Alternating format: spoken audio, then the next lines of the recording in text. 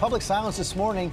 Talk of chaos behind the scenes after that new report that President Trump asked former FBI Director James Comey to shut down the investigation into former National Security Advisor Michael Flynn. Now lawmakers from both parties on Capitol Hill requesting Comey's notes from that Oval Office meeting. So much going on, especially in the last couple of weeks, and it's hard to keep track of everything, so we want to give everybody a quick recap. On May 4th, 13 days ago, the Republican health care bill passed the House. Then on the 9th, President Trump fired FBI Director James Comey. Then on the 15th, 2 days ago, that report came out that Trump shared classified intelligence with those Russian authorities. And yesterday we learned of that report that Trump had asked Comey to stand down on the Flynn investigation. Add it all up, and the Trump White House is reeling from a series of self-inflicted wounds. Big questions now: will President Trump's voters continue to stand by their man?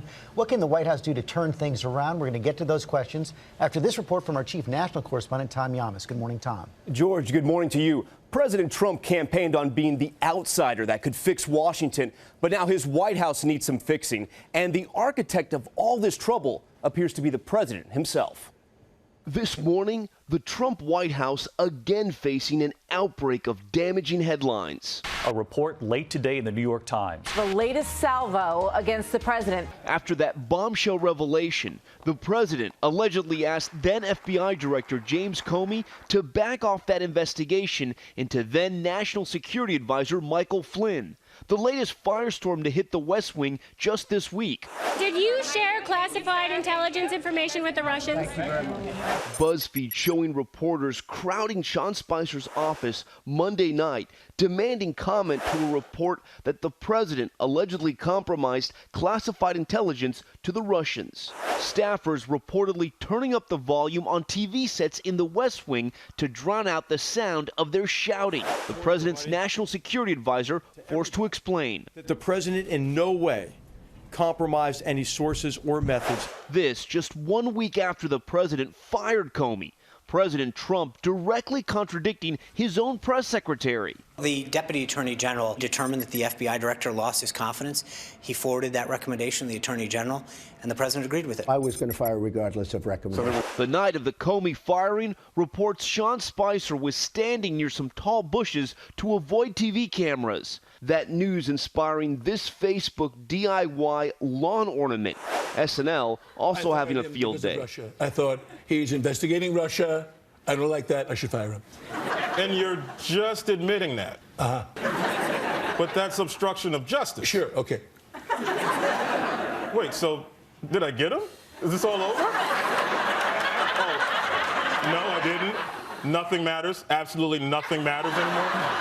All jokes aside, some saying this may be the most chaotic White House ever. During the Watergate scandal, there were many people around the White House who were competently doing the business of government.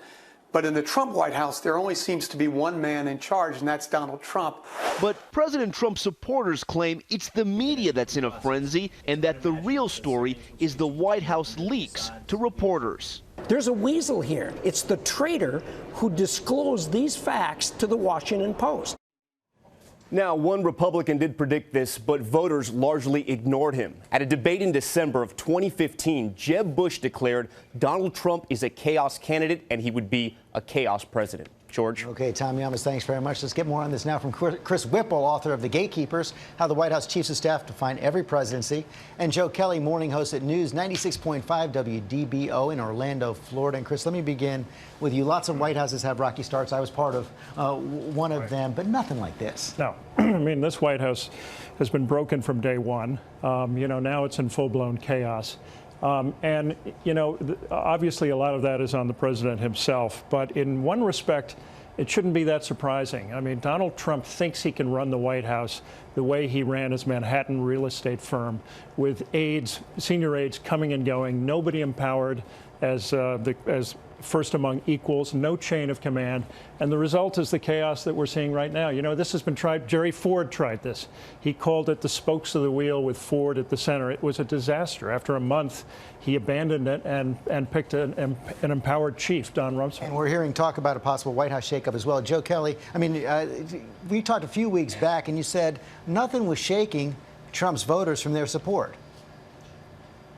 And George, that's still the case today. We've been talking to our listeners all morning long, And they're not even remotely disturbed by these latest reports. If James Comey has this letter, this memo, some of them are calling it a dead man switch. The question becomes, why was he sitting on this memo for 3 months? If it is that bad of a memo, if the president committed some sort of horrible obstruction of justice, why didn't James Comey go to the AG or deputy AG 3 months ago? And our listeners, instead of looking at blaming President Trump over this, they're disturbed but with James Comey. They blame James Comey back during the Clinton email investigation era. Yeah, but they want him to go farther with Clinton and indict him. But so it's not just this story. This is the most serious one by far of all the ones we've seen. But you also saw the compromise of the intelligence source.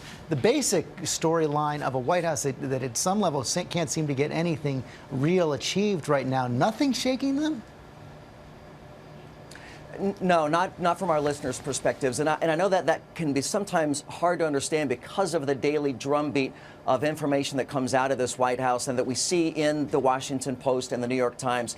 But if you can't sympathize with the Trump White House and with President Trump himself, I think you fail to realize the absolute distrust that red state America has for the Washington Post, for the New York Times, for the Washington establishment. Okay, and Chris, you talked to 17 chiefs of staff in writing your book. Distill that wisdom down and try to come up with a battle plan for recovery for Donald Trump. You know, every president learns sometimes the hard way that you have to empower a White House chief of staff as first among equals in order to govern effectively, because that person has to execute your agenda and also, most importantly, tell you what you don't want to hear. You need to have a grown-up in the room. I mean, Leon Panetta, as you know, for Bill Clinton, Jim Baker for Ronald Reagan, they could walk into the Oval Office, close the door and say, Mr. President, you cannot go down this road for the following reasons. There's no evidence that Donald Trump wants to have that person in the room, but he needs it desperately. Chris Whipple, Joe Kelley, thanks very much.